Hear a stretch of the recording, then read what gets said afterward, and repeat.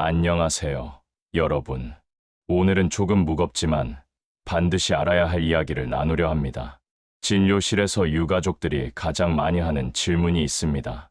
어제까지만 해도 괜찮으셨는데 왜 갑자기 떠나신 걸까요? 하지만 의학적 진실은 이렇습니다. 갑자기가 아니었습니다. 우리 몸은 생애 마지막 약 1년 전부터 구체적인 신호를 보냅니다. 단지 우리가 그 신호를 단순한 노화로 오해했을 뿐이죠. 오늘 이 5가지 신호를 알아두신다면, 최소한 그때 알았더라면, 일하는 후회는 남기지 않으실 겁니다. 신호 1, 설명할 수 없는 체중 감소. 요즘 입맛이 없으신가 봐요. 보약을 지어드려야 할까요? 하지만 이 시기에 체중 감소는 단순한 식욕 부진이 아닙니다. 우리 몸이 에너지 관리 모드를 완전히 전환했다는 신호입니다. 생명이 다해가는 시기가 오면 몸은 구조 조정을 시작합니다. 소화기관을 돌리고 근육을 유지하는 에너지를 끊어버리고 오직 심장과 뇌, 2가지 핵심 장기만을 유지하는 데 집중합니다. 실제 사례, 82세 박할머니는 김장대장으로 통하던 분이셨습니다.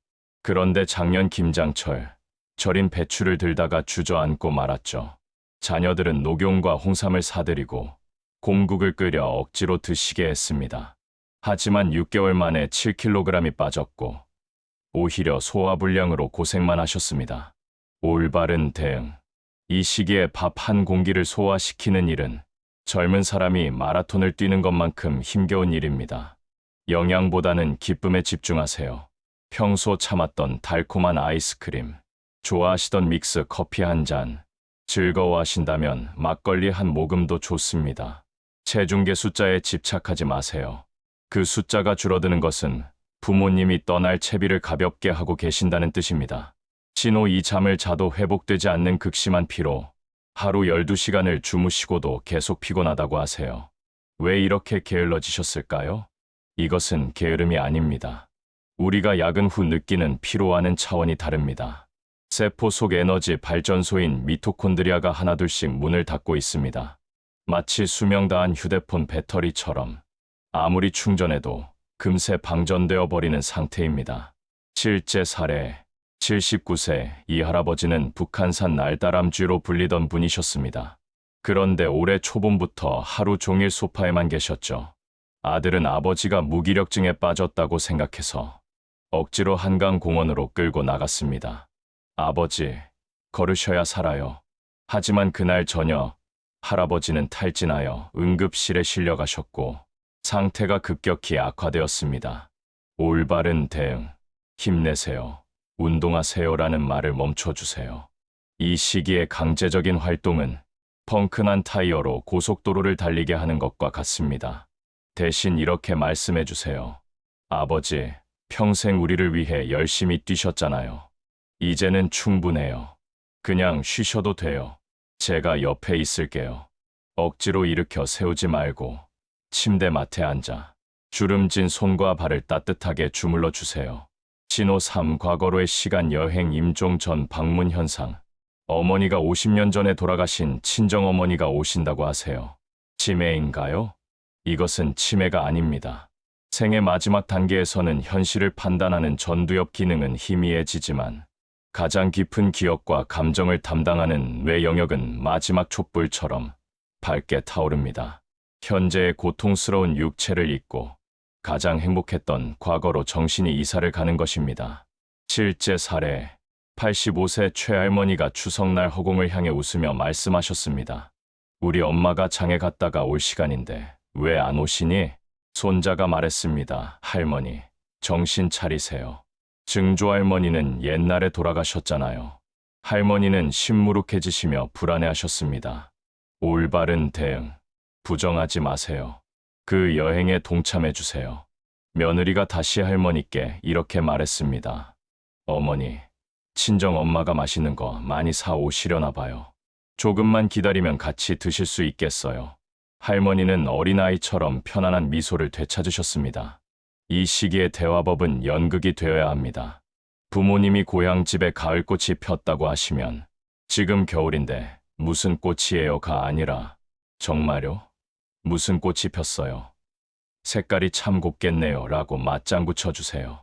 신호사면역 시스템의 붕괴와 반복되는 감염, 폐렴을 치료해서 퇴원하면 일주일 뒤 요로 감염으로 다시 입원하고 끝이 없어요. 이 시기가 되면 면역 시스템이 총체적으로 무너집니다. 젊을 때는 백혈구가 세균을 즉시 제압하지만 이제는 너무 늙고 지쳐서 약한 세균에게도 무방비 상태가 됩니다. 실제 사례, 88세 김할아버지는 발톱을 깎다가 작은 상처를 냈습니다.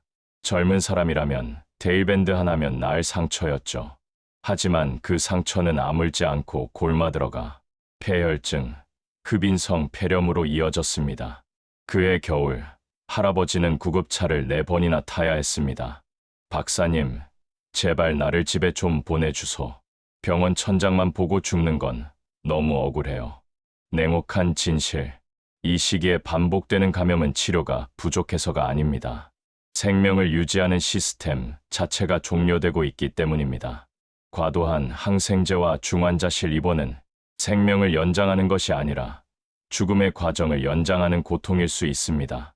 선택의 시간. 자녀들은 긴 회의 끝에 결단을 내렸습니다. 5번째 입원을 포기하고 할아버지를 집으로 모셨습니다. 병원에서 하루 종일 신음하시던 할아버지가 익숙한 안방 이불에 눕자 거짓말처럼 표정이 풀어졌습니다. 손주들이 읽어주는 동화책 소리를 들으며 며느리의 손길을 느끼며 가족들의 찬송 소리 속에서 고요히 영면하셨습니다. 신호 오순결의 변화와 혈액순환의 마침표. 이 신호가 나타나면 남은 시간은 며칠 혹은 몇 시간입니다. 체인 스톡스 호흡. 평소에 고르던 숨소리가 갑자기 거칠어지다가 뚝 하고 끊깁니다. 10초, 20초. 영원 같은 침묵. 어머, 숨이 멈췄어. 하지만 그 순간 푸우하고 깊은 숨을 몰아쉬며 다시 호흡이 시작됩니다. 환자는 이 과정에서 고통을 느끼지 않습니다. 오히려 뇌내 엔도르핀이 분비되어 몽롱하고 편안한 상태입니다.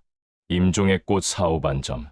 손과 발이 얼음처럼 차갑고 무릎에 보라색 그물 같은 반점이 피어오릅니다. 이것은 멍이 아닙니다. 심장이 마지막 힘을 짜내어 뇌와 심장으로만 피를 보내고 손과 발에서는 혈액을 거두어들이고 있다는 증거입니다. 가장 중요한 골든타임. 청각은 마지막까지 살아있습니다. 심장이 멈춘 직후까지도 가장 마지막까지 남는 감각이 바로 청각입니다. 91세 정 할머니는 눈을 감고 아무 반응이 없었지만 가족들이 귀에 대고 이야기하기 시작했을 때 엄마, 우리 키우느라 고생 많았어. 미안하고 고마워. 할머니, 사랑해요. 꼼짝도 안 하던 할머니 눈가에서 눈물 한 방울이 주르륵 흘러내렸습니다. 마지막 순간의 대응. 119를 부르지 마세요. 심폐소생술은 갈비뼈를 부러뜨리고 마지막 가는 길을 고통으로 얼룩지게 할 뿐입니다. 대신 가족들을 모두 부르세요. 환자의 손을 잡으세요. 귀에 대고 이 네 마디를 끊임없이 속삭이세요. 고마웠습니다. 미안했습니다. 사랑합니다. 이제 편히 쉬세요. 마치며 준비된 이별은 비극이 아닙니다. 50년간 수천 명의 마지막을 지켜보며 깨달은 진리가 있습니다. 준비된 이별은 결코 비극이 아니다. 만약 이런 신호 없이 어제까지 멀쩡하던 분이 오늘 갑자기 떠나버린다면 사랑한다는 말 한마디 못했는데 따뜻한 밥 한 끼 대접 못했는데 그 후회를 어떻게 평생 안고 살아가겠습니까? 우리 몸은 1년이라는 긴 시간을 들여 천천히, 아주 천천히 이별을 예고합니다. 이것은 부모님이 그리고 신이 여러분에게 선물한 유예 기간이자 못다 한 사랑을 쏟아부을 수 있는 보너스 타임입니다. 이미 떠나보낸 분들께 제가 그때 더 먹였어야 했는데 제가 병원에 빨리 안 가서 제발 스스로를 용서하십시오. 여러분이 밥을 덜 먹여서 야위신 게 아닙니다. 여러분이 늦게 발견해서 악화된 게 아닙니다. 그것은 계절이 바뀌듯 낙엽이 지듯 생명이 자연으로 돌아가는 거대한 섭리였을 뿐입니다. 여러분이 흘린 눈물, 밤새워 지킨 밤들, 젖은 기저귀를 갈며 느꼈던 고단함, 부모님은 그 모든 것을 알고 계십니다. 비록 말은 못하셨어도 마음속으로 수천 번 말씀하셨을 겁니다. 고맙다. 미안하다. 너 덕분에 참 잘 살다 간다. 여러분은 할 수 있는 최선을 다했습니다. 여러분은 누구보다 훌륭한 자녀였습니다. 건강하신 부모님을 둔 분들께 엔딩 노트를 권합니다. 건강할 때 미리 대화를 나누세요.